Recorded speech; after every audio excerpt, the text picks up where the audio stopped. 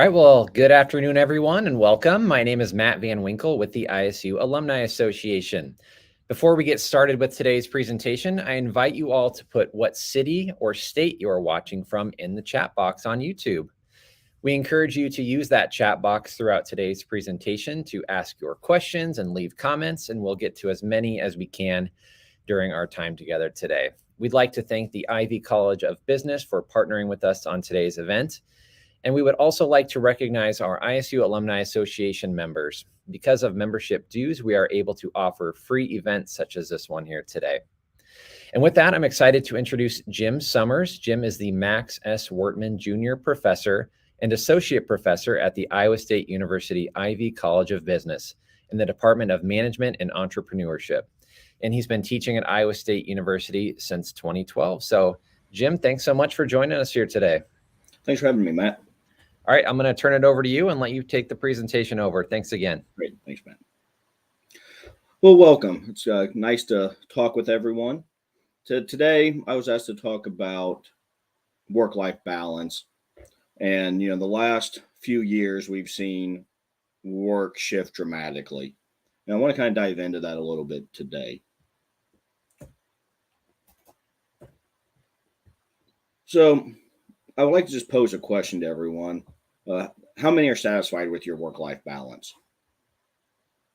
Think about that for a second. When I've given this talk before, I get some people nodding their heads, some people shrugging, and then I have to use a follow-up question. What actually is work-life balance?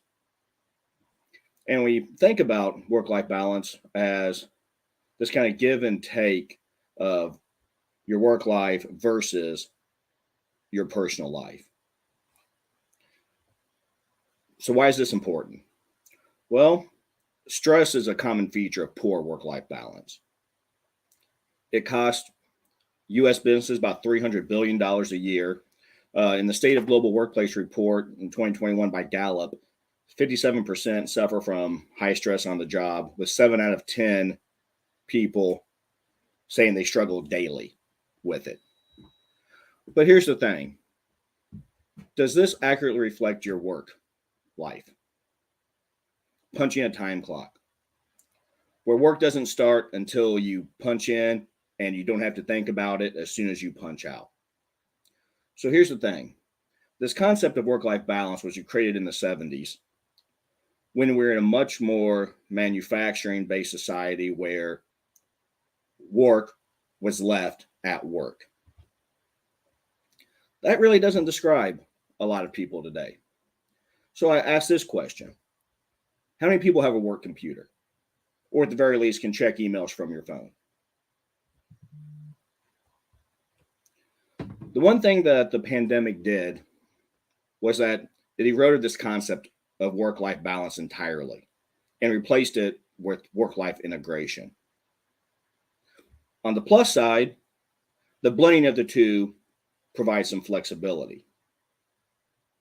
Being able to take the dog out, being able to take a break, fix lunch, those sorts of things. On the flip side, though, it creates these boundary violations when your work and personal life seep into one another. For instance, responding to your boss's email at 10:15 at night. So I want you to pause for a second, take a step back, and think about what causes you stress. Or another way of thinking about it, unbalance. What causes you dissatisfaction or simply to worry? I'm going to give you a moment to think through this a little bit. You can jot it down. Just think about it, but really focus on what causes this in your life.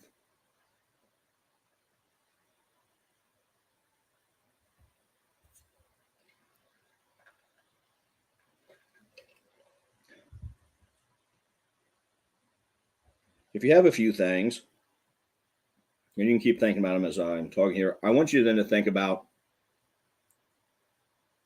how do these different stressors impacting your personal life? How are these circumstances affecting how you perform and engage in your job.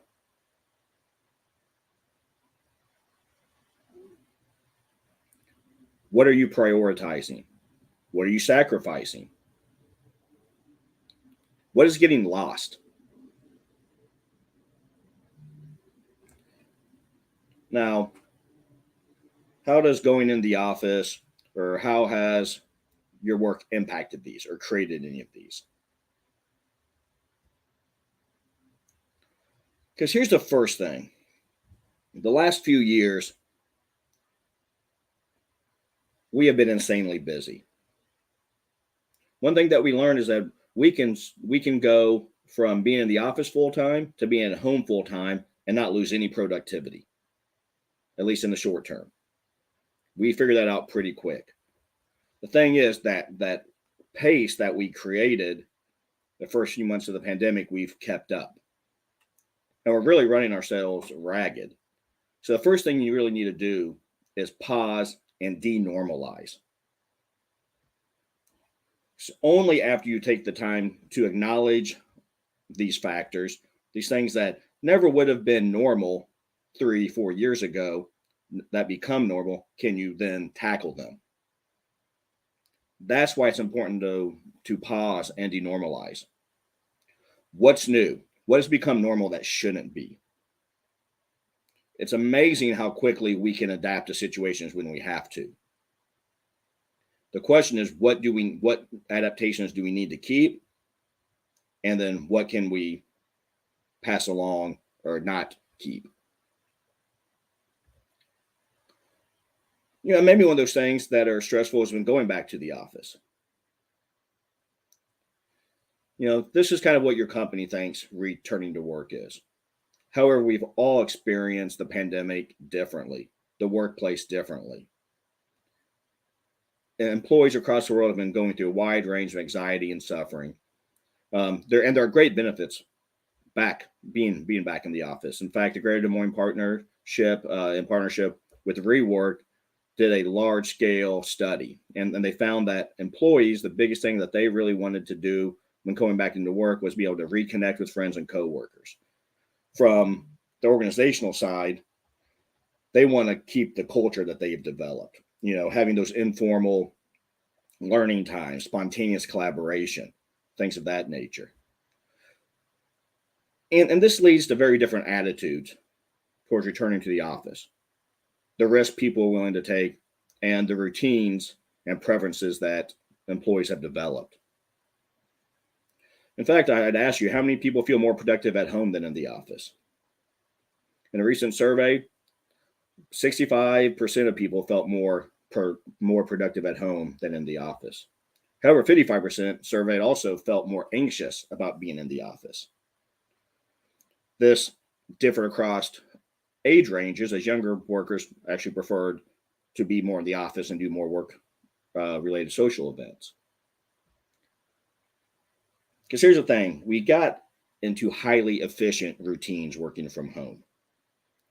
Being able to throw in a load of laundry, but between meetings, meal prepping, getting quick workouts in or exercises during meetings. I was, at a pure dumb luck, got a treadmill and a treadmill desk that December before the pandemic hit.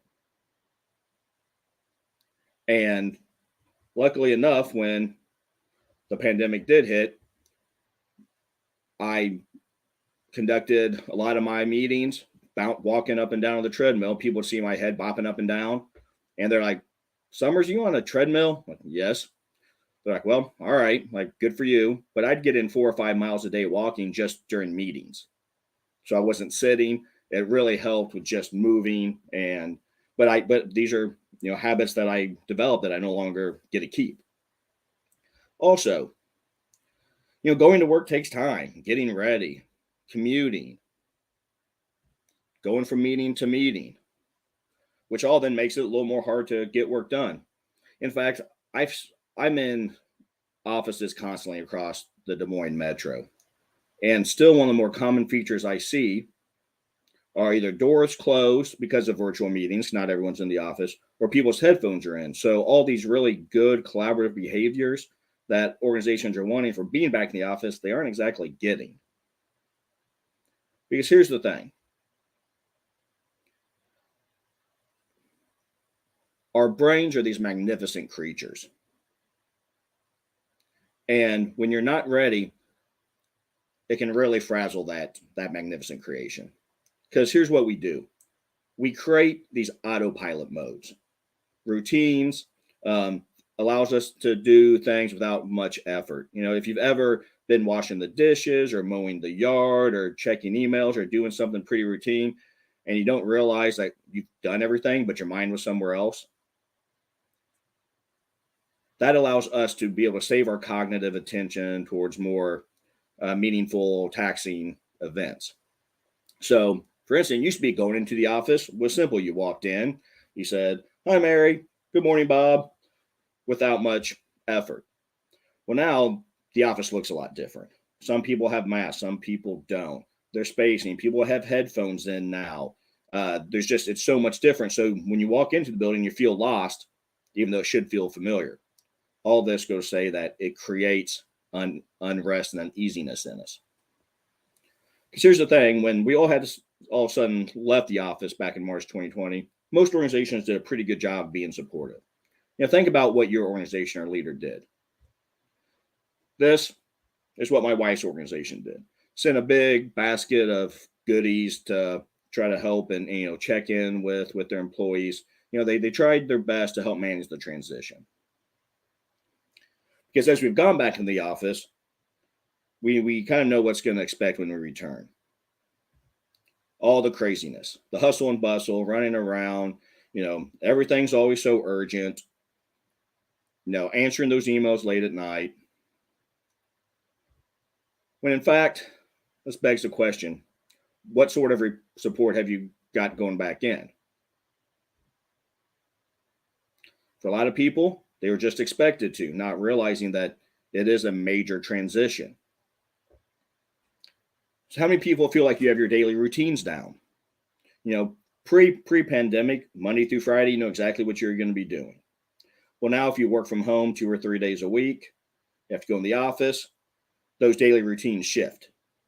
It's all right. I go in the office Tuesday, Wednesday, Thursday. So I have to make sure that I meal prep Monday, Tuesday, Wednesday nights to bring in my lunch. I have to make sure that I get out earlier so I can drop off the kids, or I've got to arrange this to do this, that, and the other. And then fourth, depending on whether you're working at home. So it just creates more work for our brains and our behaviors. Especially now and more than ever, we need to pay attention to your emotions and monitor your anxiety and how you feel. Because we have been going 1,000 miles a minute, we have become accustomed to probably living with a state of anxiety or anxious, or even nervousness that we didn't live with before. So this is all to say, what can we do to cope with this? And I'm going to walk you through a couple things. The first thing is be deliberate. Our brain loves autopilot because it's easy, and we just accept things as opposed to taking a step back and figuring out what can I do differently. And the first step is journal. I know this sounds a little weird, but trust me, this works. Journal or keep track of stressful events for 2 weeks at a minimum. Record the circumstances of the incident. What were you doing? Where were you? Who are you with? How did you respond to the situation? Did you respond in anger? Were you agnostic? Did you retreat from it? How did you cope with it? Did you talk to someone about it? Did you just try to bury it in and forget about it? Because here's the thing, knowing what got you stressed out and your reactions will help assisting you in deciding how to handle these situations in the future or avoid them. After you do this for a couple weeks, do a stress audit. What is a stress audit? This is systematically breaking down the who, the what, and the when of stress events. It also helps you to look at who is helping you versus who are you helping. In other words, what are the social support structures in your life? And what do I mean by that? Well, social support is the most supported antidote for stress. It's talking to people that care about us and that we care about, venting, going for people for advice, grabbing a beer, glass of wine after work and just talking through situations. Because here's the thing, you might find yourself in situations where you give a lot, but get nothing in return. Especially now, pay attention to your emotions and monitor your anxiety. Go back to your stress audit and figure out, when do you feel angry, resentful, or sad? Conversely, ask yourself, when do I feel energized, fulfilled, satisfied? You probably feel inclined to hide your anxiety, feigning confidence and positivity in the face of the unknown, right? And ambiguous situations. Or perhaps you don't hide it. Whatever you feel, pay close attention to it and find someone to talk to it about. Because mismanaged anxiety can lead to a lot of unintended consequences and unwanted, both for your health and as well as for important relationships. We know that in the short term, job stress or anxiety from job stress can cause things like heightened blood pressure, substance abuse, not sleeping well, a lot of behavioral outcomes. To worry a lot more. None of these are positive. Manifested over time, some of the physiological consequences can be things like obesity, hypertension, heart disease. Things that are behavioral can come into prolonged substance abuse. There's a lot of negative consequences when you don't get this checked out. Also, by doing a journal and stress audit, you gain a rational understanding of the decisions and priorities driving your life and which ones are important. But equally important is self-awareness, or this emotional reflexivity. And what do I mean by that? It's the capacity to recognize how a situation makes you feel. And this awareness of your emotional state is essential in order to determine the changes you want to make in your work and your personal life. So what next? Is to reprioritize. Increasing your cognitive and emotional awareness gives you the tools you need to put things into perspective and determine how your priorities need to be adjusted. Ask yourself, what am I willing to sacrifice and for how long? Perhaps if you've been prioritizing work over family, for example, why do you feel that it's important to prioritize your life in this way? Is it really necessary? Or is it really inevitable? What regrets do I already have? And what will I regret if I continue along this current path? Because here's the thing. Our priorities often shift faster than our day-to-day allocation of habits. Meaning, even if our priorities do shift, we hold on to some of those old habits, answering email at night, prioritizing a meeting, an early meeting or late meeting that keeps you away from things you'd rather be doing. Here's another way to think about it. Before jumping into solutions, first reflect on the aspects of your work and life that could be different in order to better align with your priorities. For example, are there components of your job that you would like to see changed?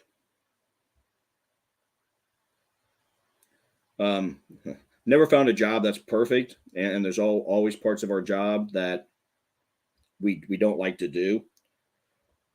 And here's the thing. There's always room to exercise some volition over your work life and craft your work to where it better suits you. Also, how much time would you like to spend with your, let's say, family, hobbies, friends, even alone time if you need it? And one thing to do is just try to figure out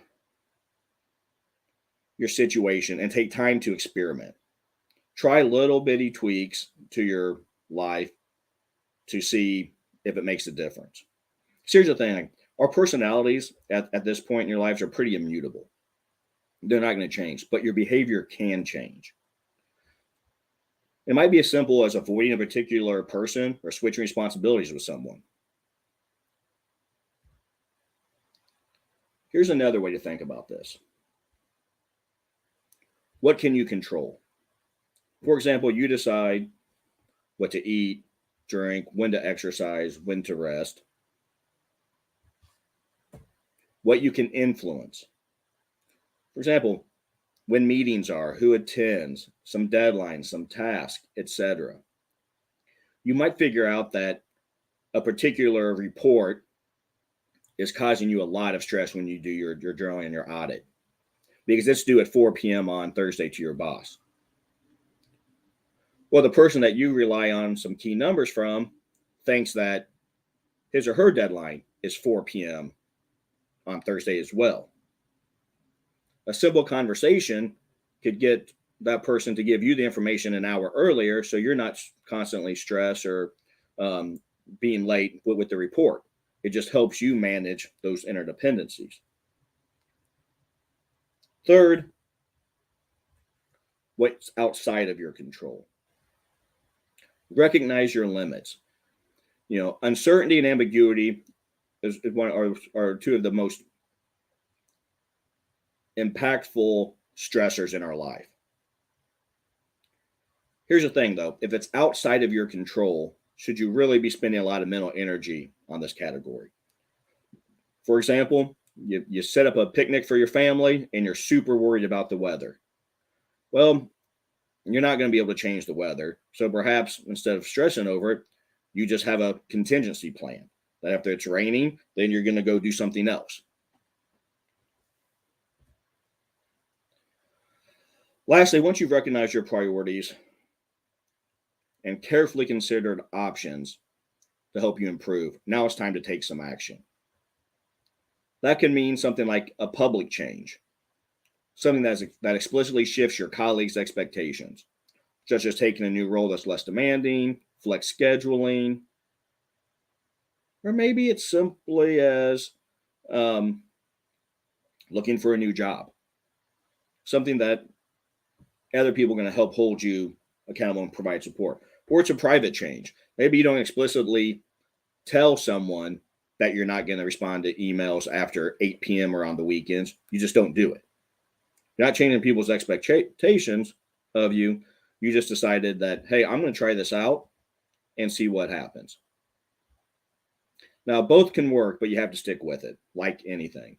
For private changes, holding yourself accountable, right? Maybe you talk to your partner or some family or even friends, like when you go to check your phone at 8 p.m. and you get an email, your partner saying, hey, remember, you're not doing just something to help keep yourself accountable. For public changes, garnering key support from mentors, your boss, and coworkers will hopefully result in a much more lasting change. And I understand this is a lot easier said than done. I study this stuff because I don't understand it real well. And importantly, this is not a one-time, I did this journal and auditing and I found 2 things that I'm going to change. I'm done. This is not a one-time activity, but rather a very iterative cycle of continuous reevaluation and improvement. Especially if you're in the influence of a really overpowering work culture, that's, long hours, everything's always urgent. It's very easy to slide back into that business as usual. So I also want to leave you with a few tips and tricks, or takeaways, so to speak. First of all, remember what makes you happy. For instance, prior to the pandemic and a toddler, wife and I would go out to Napa every August. Beautiful time, right before harvest, drink a little wine. Really, really nice. That was one thing that made us happy. But importantly, be thankful. Give thanks. Say what makes you grateful. Next thing is start small. Research has shown that even taking a 30-second to 2-minute micro break during work can have pretty lasting benefits. Just close your eyes, stare out the window, let your brain just relax for a little bit. Also, use your lunch break, which I know is easier said than done because people now schedule breaks during lunch or schedule meetings during lunch. But try to take a lunch break just to clear your head. It's because all these little tweaks, when combined, really make a big difference. For instance, taking a walk around the block, taking the stairs as opposed to the elevator. As I've gotten older, I'm a sucker for, cheeseburger and fries. But I've learned that if I get that cheeseburger, I should probably substitute the fries for, say, a side salad or some broccoli or something not nearly as tasty. Because little changes are sustainable. Making wholesale changes to your behavior are not. That's why crash diets fail. That's why you're going to wake up and be a new person. No, it's the little tweaks that add up in the long run.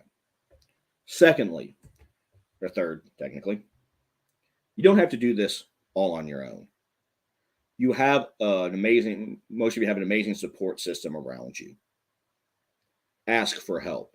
Ask people to help you to stay accountable to these things. Reinvest in relationships. Remember that when I just talked about social support. We miss people. We've lost relationships over the past few years. What can you do to garner those and get those back where you need them? And lastly, and this is probably the biggest one, practice some self-compassion. You aren't perfect. And if the people around you are expecting to be, hate to say it, are probably not the right people. Because here's the thing, we hold ourselves to these hyper unrealistic expectations we would never dream of holding others to. We give the people around us grace all the time. You need to remember to also give yourself grace. Questions? So far, we don't have any questions, but I did want to just pull up some of the comments that people are getting. I asked, put in the chat to have people comment something they learned today. Mm-hmm. Heidi says, have to be more active in creating balance and rely less on others to help me create this balance. Really good.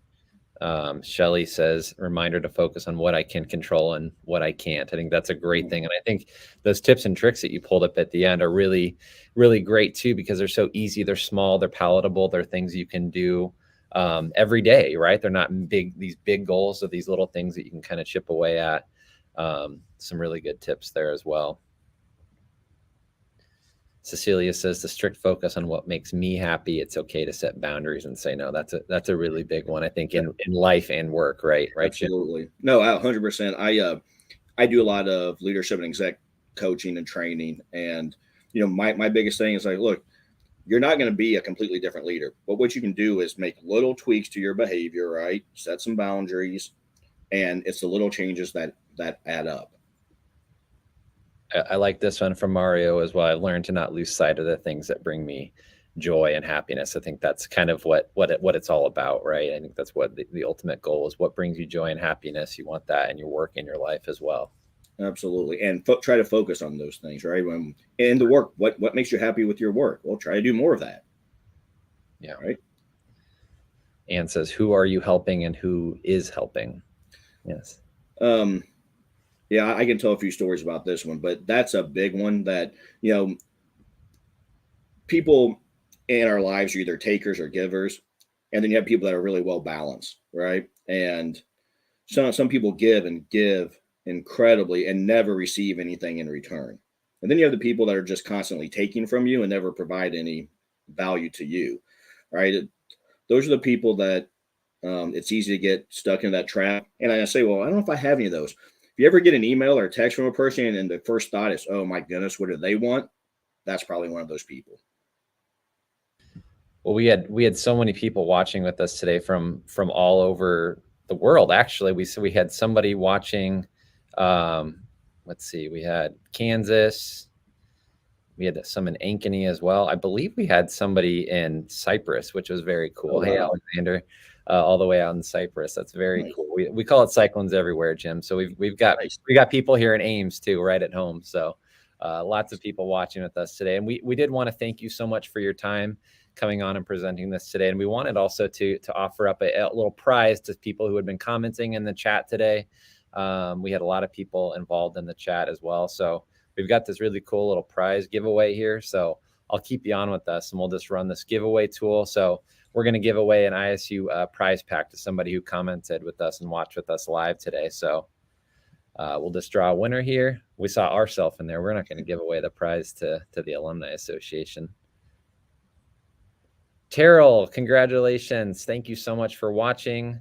Oh, look at that. We got more comments coming in, but we did also wanted to remind people that this presentation it was recorded. It can be accessed after this as well from this exact same YouTube link for people that wanted to go back and share this with people and watch again. So Jim, thank you so much for your time as well. Thank you for having me. We appreciate you. If people do have any other questions, can they reach out to you as well? Do you have a good email or something that people could reach out to you? Yes, it's here. Just let me put it in the chat function. Absolutely. That'd be great. Yeah. If you wanted to reach out to Jim, if you have any questions, any follow-up, please feel free to reach out to Jim. He's accessible. We wanted to thank him as well for hopping on with us today. So he'll put that in the chat. Let me see right here. I'm going to copy this. I'll put this in the chat for everyone else to watch, to comment on as well and to access here on YouTube. So Jim, thank you so much. Thank you to everyone who tuned in today and have a great rest of your day, everybody. Take care.